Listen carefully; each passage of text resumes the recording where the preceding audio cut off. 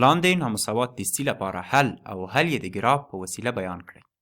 منفي 15 سی کوچني او مساوي دي له 15 څخه. وبلیکو منفي 15 سی کوچني او مساوي دي له 15 څخه. د دې لپاره چې وکولای شو د سی لپاره دا نامساوات حل کړو، نو باید د نامساواتو یوې خواته سی پاتې شي او بلې خواته قیمت. د دې لپاره چې دا کار وکړو، نو دلته به د نامساواتو دواړه خواوې د سی د ضریب یا منفي 15 له معکوس سره ضرب کړو. وبلیکو منفي 1/15 ضرب منفي 15 سی او دا بله خوا چې 15 دي دا به هم له منفي 1/15 سره ضرب کړو. منفي 1/15. ښه ده، دا چې د نامساواتو دواړه خواوې مو له یو منفي عدد سره ضرب کړي، نو د نامساواتو مخ تغییر کوي. دلته مو منفي 15 سی کوچني او مساوي له 15 سره درلودل. اوس مو د نامساواتو دواړه خواوې له منفي 1/15 سره ضرب کړي، نو دا ځای به لوی او مساوي شي.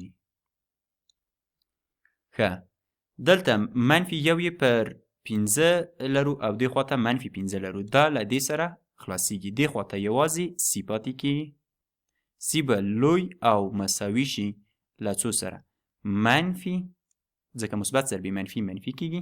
1 په 5 کې 15، 3 په 5 کې 15، 3 ضرب 1 مساوي کېږي له 3 سره. که چیرې وغواړو چې همدا خبره د عددونو پر محور باندې وښیو، نو کولی شو داسې یو محور رسم کړو.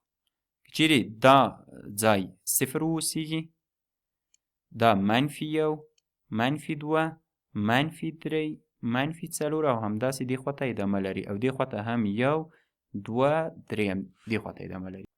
دا منفي 1، منفي 2، منفي 3، منفي 4 او دې خواته 1، 2. ښه ده، زموږ او تاسې د سی د حل سیټ له منفي 3 څخه لوی چې کوم عددونه دي هغه ټول زموږ او تاسې د سی لپاره حل کېدلی شي.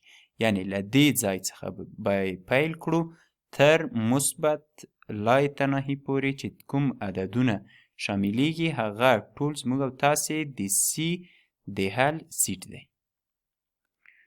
دا چې خپله منفي 3 هم پکې شامل دي، نو دا ځای به هم ډک کړو یا د دې وړې دایرې منځ به هم ډک کړو. له دې څخه دې خواته چې کوم قیمتونه دي هغه ټول زموږ او تاسې حل شمیرل کیږي.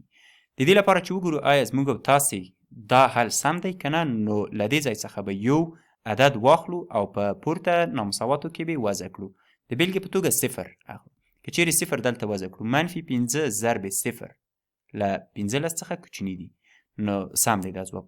اوس نو که چیرې واخلو او له دې ځای څخه داسې یو عدد واخلو چې هغه زموږ په انټروال کې نه دی شامل، لکه منفي 4 او دلته یې وضع کړو چې آیا په رښتیا هم نامساواتو کې صدق نه کوي، نو منفي 4 که چیرې واخلو، منفي 15 ضرب منفي 4 مساوي کېږي له مثبت 20 څخه او مثبت 20 له 15 څخه کوچني نه دي.